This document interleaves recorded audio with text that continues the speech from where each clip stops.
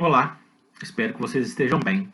Vamos retomar a nossa análise do capítulo da duração do trabalho e vamos também continuar a unidade 1, item 1.2, que trata da fixação da jornada.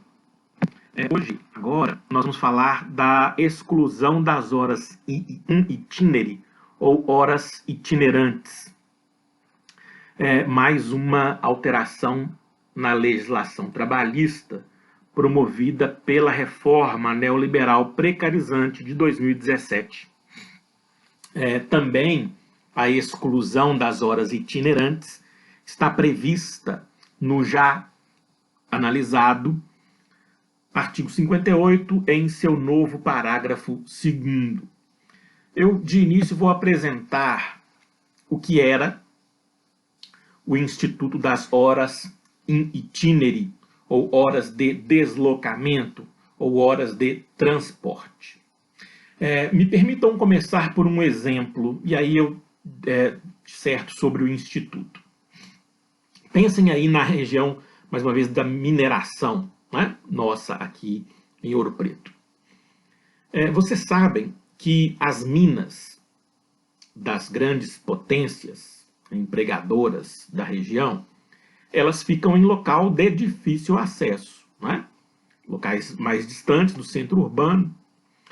E, historicamente, as empresas forneciam ou fornecem o transporte para seus empregados.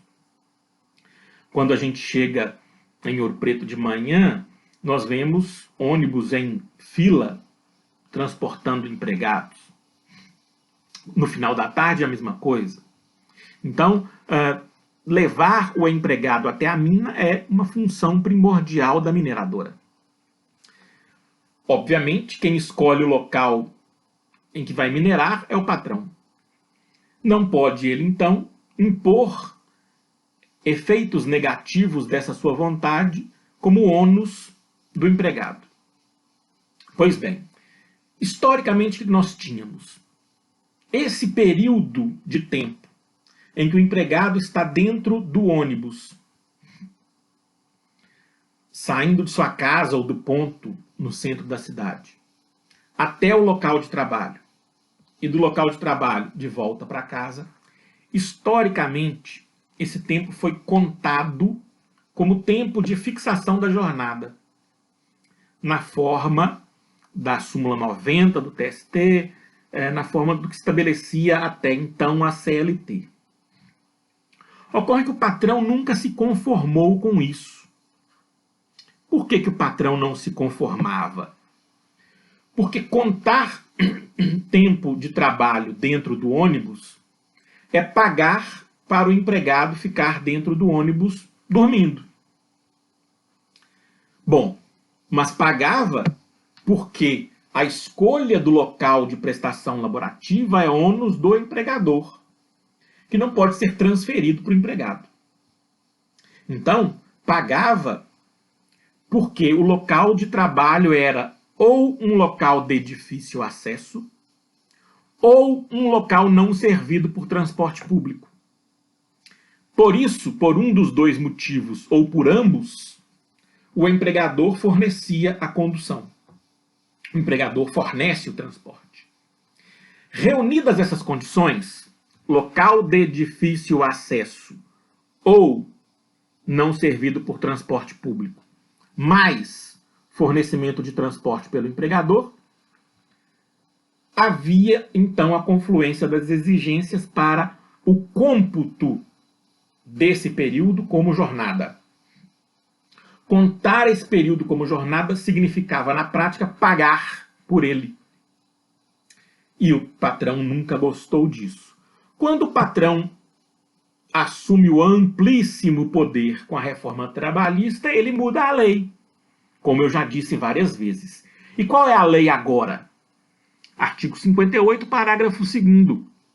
O tempo despendido pelo empregado, desde a sua residência até a efetiva ocupação do posto de trabalho para o seu retorno, caminhando ou por qualquer meio de transporte, inclusive fornecido pelo empregador, não será computado na jornada de trabalho, por não ser tempo à disposição do empregador.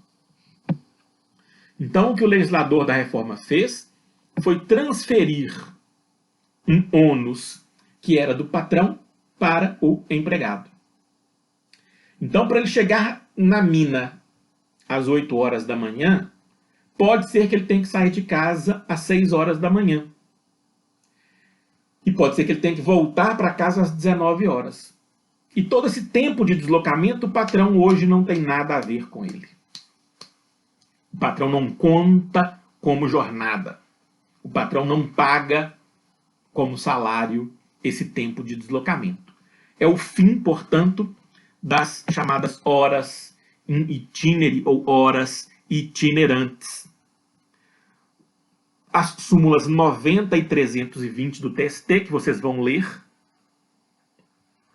estão frontalmente impactadas pela reforma trabalhista.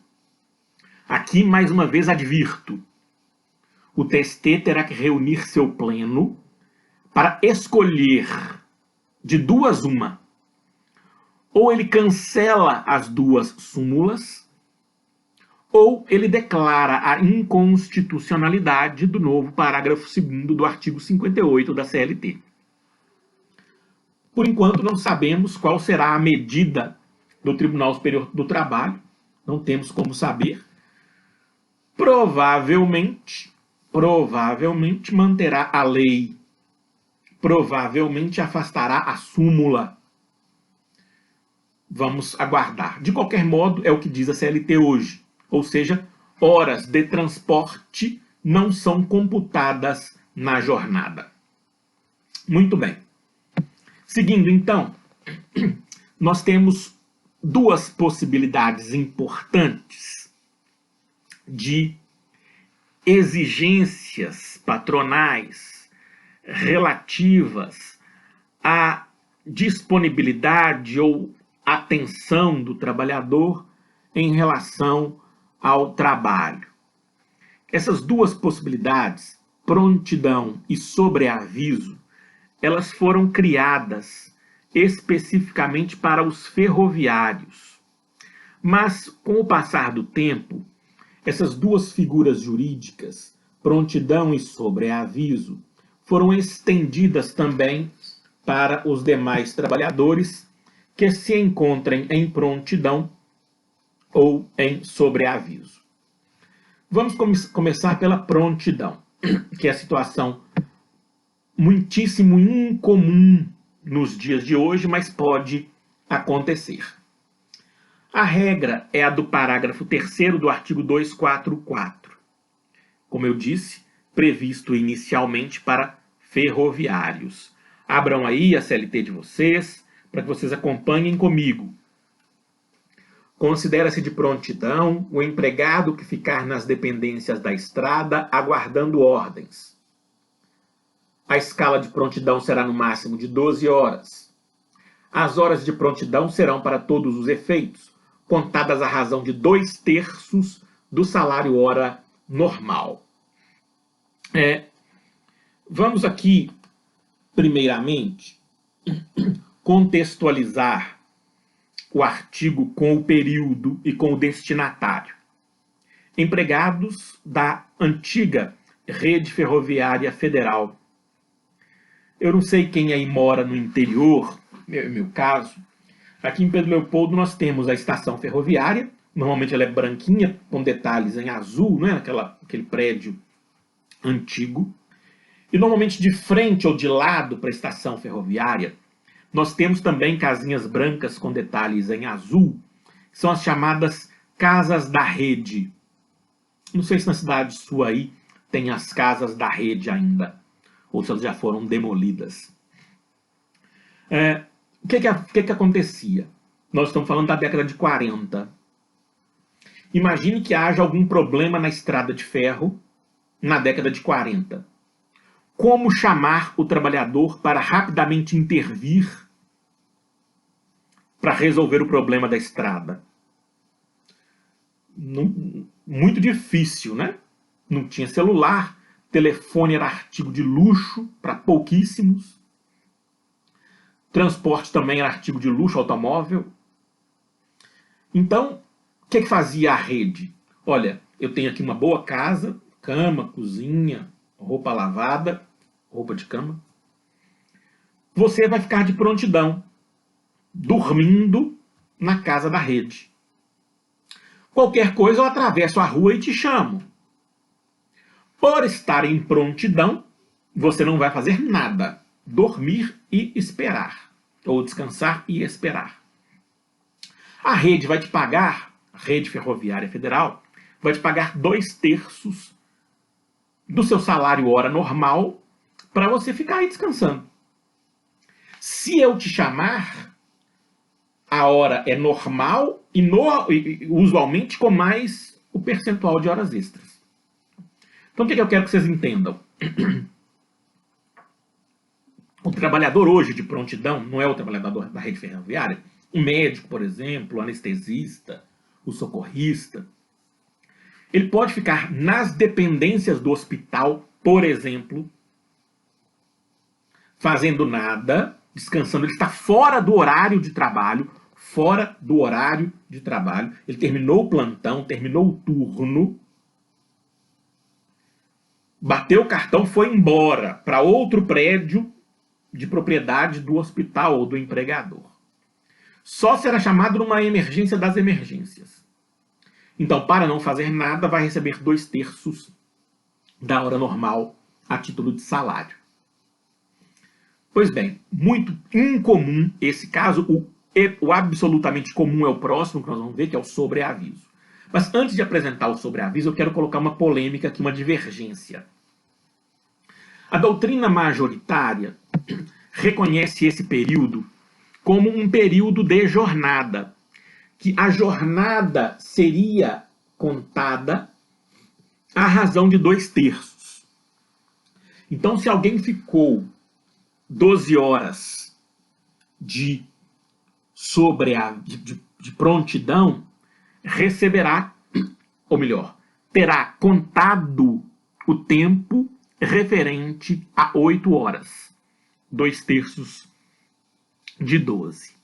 Então, para o professor Maurício Godinho Delgado, por exemplo, eu conto esse tempo como jornada, conto a razão de 2/3. Além de contar, pago. Eu vou divergir e vou afastar esse período do cômputo da jornada para tratá-lo como adicional, porque para mim não há cômputo de jornada, porque não há tempo à disposição. Só há pagamento por espera. Essa é a minha compreensão, que eu retomo lá na unidade 2, mas fiquem com a doutrina majoritária, porque vocês não são bobo em nada. Né? Enfim, sendo uma ou outra a sua compreensão, você tem que ler as duas teorias, compreender as duas teorias e decidir para aquela que melhor lhe aprouver. O outro assunto é mais comum, mais presente no nosso cotidiano trabalhista, que é o tempo sobreaviso.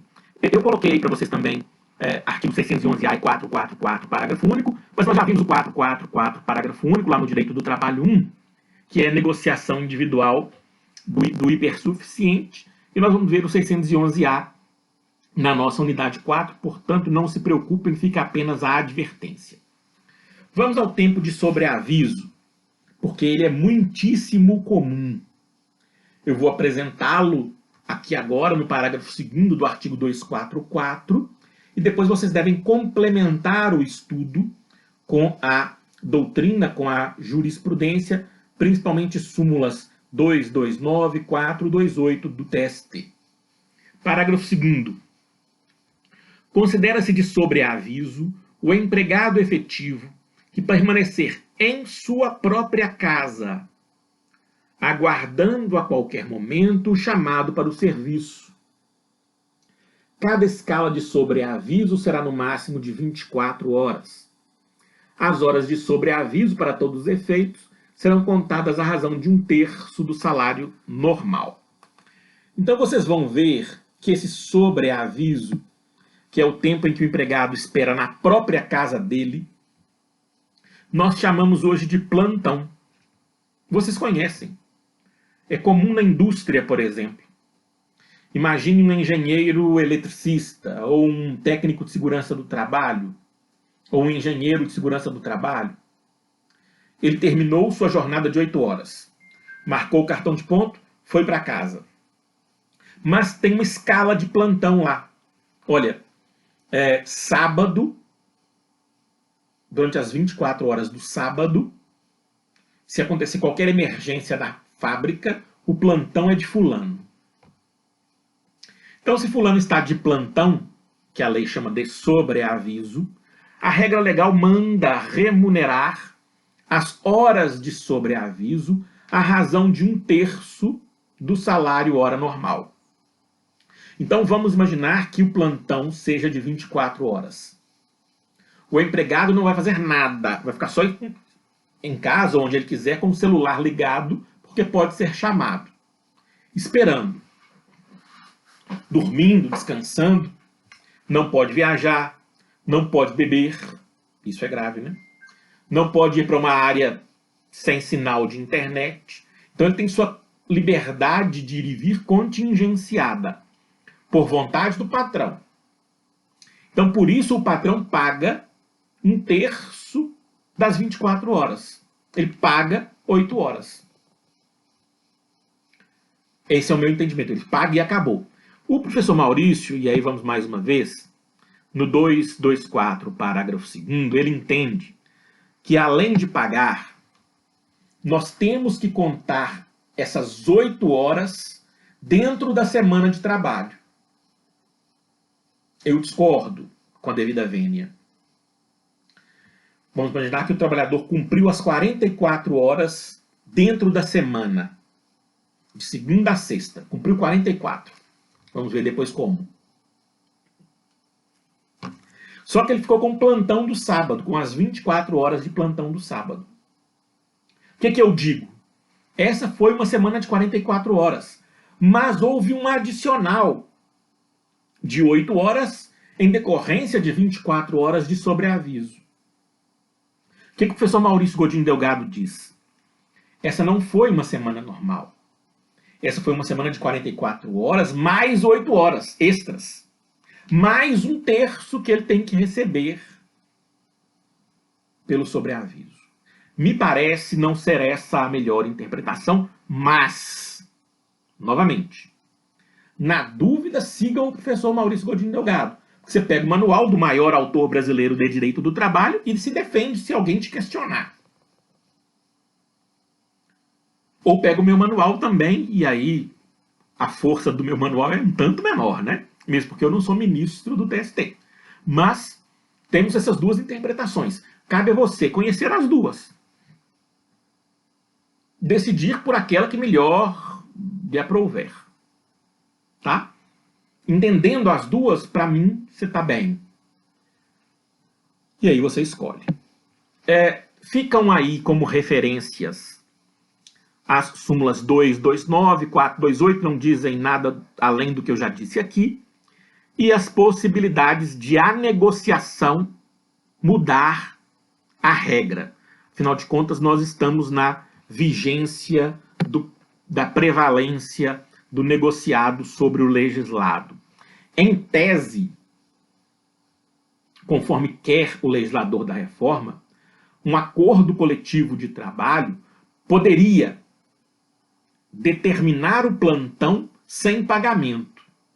Eu discordo, vou ponderar isso depois com vocês na unidade 4, mas tem gente achando que isso é lícito.